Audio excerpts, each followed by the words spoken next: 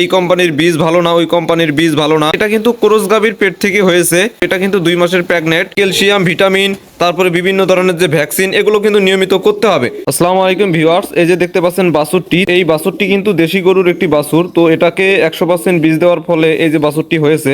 তো এটা লালতির কোম্পানির বীজ ছিল। তো আমি কিন্তু সব ধরনের বীজই ব্যবহার করি, বিশেষ করে ব্রাক, লালতির, এডিএল, ইজাপ, এই ধরনের বীজের বাছুর কিন্তু আমার খামারে আছে।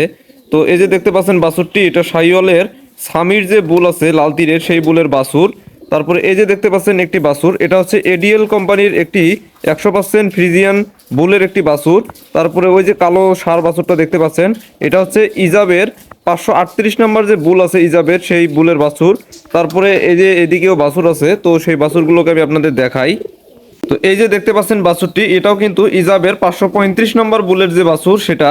বাছুরগুলো কিন্তু মায়ের উপর নির্ভর করেই ভালো মন্দ হয়ে থাকে। তো বীজের দোষ নেই, আসলে সব বীজই ভালো।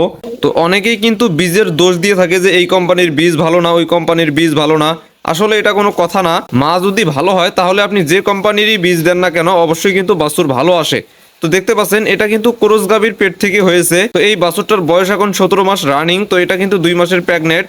আর ওই যে বড় গাভীটা দেখতে পাচ্ছেন, এই বড় গাভীটাকে কিন্তু আমি ব্রাকের 100% বীজ দিয়েছি। তারপরে এই যে দেখতে পাচ্ছেন একটি গাভী, তো এটা হচ্ছে ক্রস গাভী। তো এটাকেও কিন্তু ব্রাকের 100% বীজ সেটা আমি দিয়েছি। এই যে বকনাটা বললাম ইজাবের 535 নম্বর বুলের যে বাছুর, তো এই বাছুরটিকে কিন্তু আমি এডিএল এর 100% এর একটি কাঠি দিয়েছি। তো আমার মনে হয় এই 3টি গাভী বীজ কনসেপ্ট করেছে। তো এখন যেহেতু বিকেল টাইম, এই বিকেল টাইমে আমি আমার গরুগুলোকে খাবার দিয়েছি। তো দেখতে পাচ্ছেন আমার গরুগুলো কিন্তু খাচ্ছে। আর অনেকেই কি করেন, সারাদিন গরুর চারাতে খাবার দিয়ে রাখেন, এই জন্যই মূলত গরুর গ্রোথটা ভালো হতে চায় না। তো আপনাদের গরুর গ্রোথ যদি আপনারা ভালো করতে চান, তাহলে অবশ্যই একটি জিনিস আপনারা মাথায় রাখবেন, সেটা হচ্ছে যে গরুকে আপনারা সারাদিন চারাতে খাবার দিয়ে রাখবেন না। সকালে এবং বিকালে এই 2 টাইমে গরুকে এই শুকনো খড় খেতে দিবেন। তারপরে যখন এই শুকনো খড়টা খাওয়া হয়ে যাবে, 2 বেলা কিন্তু আপনাদের গরুকে খাবার পানি দিতে হবে, মোট কথা পরিষ্কার পানি প্রদান করতে হবে। তো এই 2 বেলা যদি নিয়ম করে গরুকে খাবার দেন, তাহলে কিন্তু গরুর পেটের মধ্যে ক্ষুধা ক্ষুধা ভাব থাকবে। তখন গরুর সামনে আপনি যে খাবারই দেন না কেন, গরু কিন্তু ক্লিয়ার করে খেয়ে নিবে।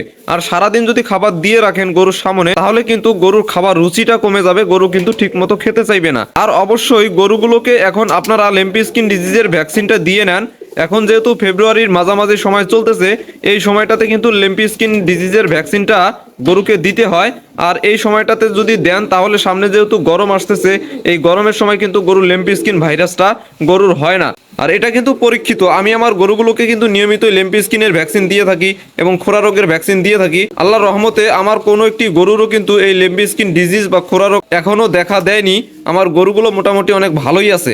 সঠিক যদি পরিচর্যা করা যায় গরুর, তাহলে কিন্তু গরুর ঘরে রোগ হবে না বললেই চলে। আমি কিন্তু আমার গরুগুলোকে সঠিক পরিচর্যা করতেছি। সঠিক পরিচর্যা করার কারণে এখন পর্যন্ত আমি কোনো বড় রোগের সম্মুখীন হইনি। তো আমার গরুগুলো কিন্তু মোটামুটি অনেকটাই ভালো আছে। তো আপনারাও যারা গরু লালন পালন করেন, যেহেতু সামনে গরম আসতেছে, এই গরমের কিন্তু আগাম আপনারা প্রস্তুতি নিয়ে নেন, যাতে গরুগুলো ভালো থাকে, গরুগুলোকে ভ্যাকসিনের আওতায় আনেন।